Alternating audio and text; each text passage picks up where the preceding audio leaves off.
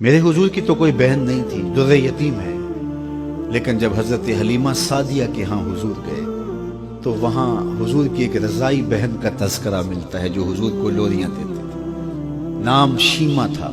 تو شام کے وقت جب خواتین کھانا پکانے میں مصروف ہونے لگتی تو بہنیں ویر اٹھا کر کے باہر لے جاتی۔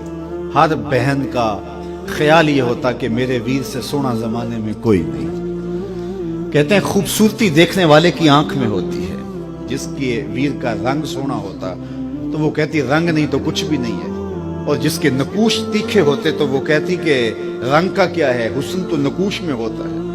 جس کی آنکھیں خوبصورت ہوتی وہ کہتی میرے ویر کی جھیل جیسی آنکھیں تو دیکھو۔ اب یہی بنو سعد کے محلے میں ہوتا، بچیاں اپنے ویر اٹھا کے لے آتی ہے، کہتی میرے ویر ورگا کوئی نہیں، دوسری کہتی میرے ویر جیسا نہیں۔ اتنے میں حضرت شیمہ اپنا ویر محمد اٹھا کے لے آتی اور دور سے ہی کہتی نہیں میرا ویر بھی آ گیا ہے، تو سب کے سر جھک جاتے ہیں، کہتی نہیں نہیں نہیں شیمہ تیرے ویر کا مقابلہ تو نہیں نا، ہم تو آپس میں بات کر رہی ہیں۔ اور پھر جب کسی بہن کے ویر کو متفقہ طور پہ ساری کہہ دیں کہ تیرا ویر ہی سونا ہے تو پھر اس کا فخر تردید نہیں ہوگا، پھر ان کا ذوق آسمان کو چھونے لگتا۔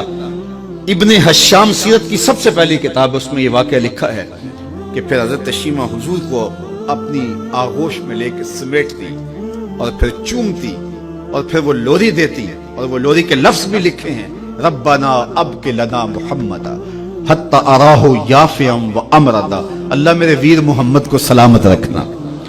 آج یہ پالنے میں بچوں کا سردار ہے، کل وہ لمحے آئے جوانوں کا بھی سردار ہو۔ اور پھر جھوم جاتی اور کیا خوشی ان کی دیتنی ہوتی۔ اور پھر وہ منظر بھی آیا کہ حضور علیہ السلام مکے چلے گئے اور یہ جوان ہوئی اور پھر ان کی شادی کسی قبیلے میں ہو گئی۔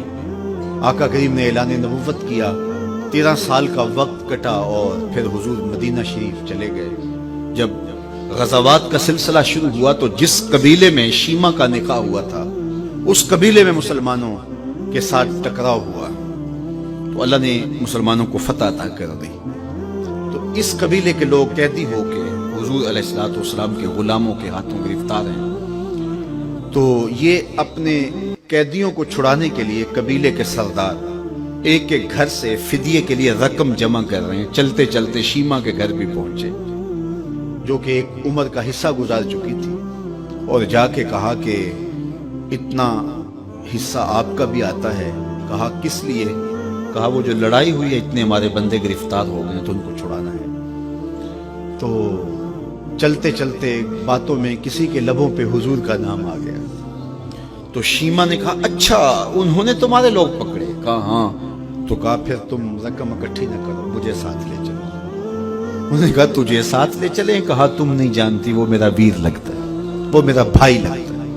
قوم کے سرداروں کے ساتھ حضرت شیمہ حضور کے نوری خیموں کی جانب جا رہی ہیں اور صحابہ ننگی تلواروں سے پہرا دے رہے۔ یہ مکی دور تو تھا نہیں، یہ مدنی دور تھا۔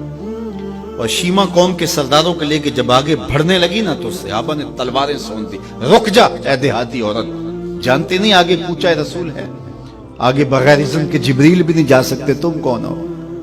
تو شیمہ نے جو لفظ کہے وہ لفظ کیے، اس نے کہا خلو سبیلی وَعَلَمُوا أَنَا أُخْتُ نَبِيِّكُمْ، میری راہیں چھوڑ دو، تم جانتے نہیں میں تمہارے نبی کی باجی لگتی ہوں۔ تلواریں جھک گئیں، آنکھوں پر پلکوں کی چلمنے آ گئے، راستہ چھوڑ دیا۔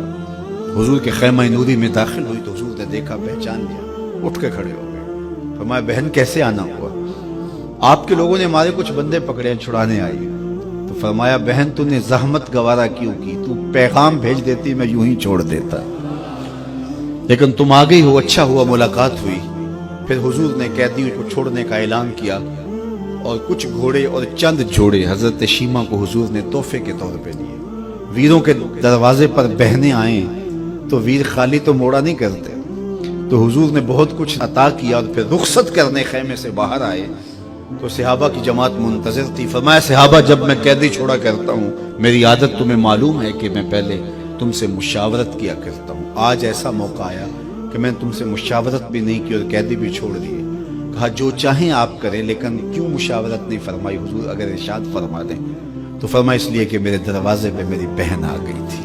کوئی لاؤ تو صحیح زمانے میں ایسا، کوئی لاؤ تو صحیح زمانے میں یہ جمال اور یہ حسن اور یہ کمال رکھنے والا، تو پھر کیوں نہ ہم اپنی ساری زندگی اس آقا کے نام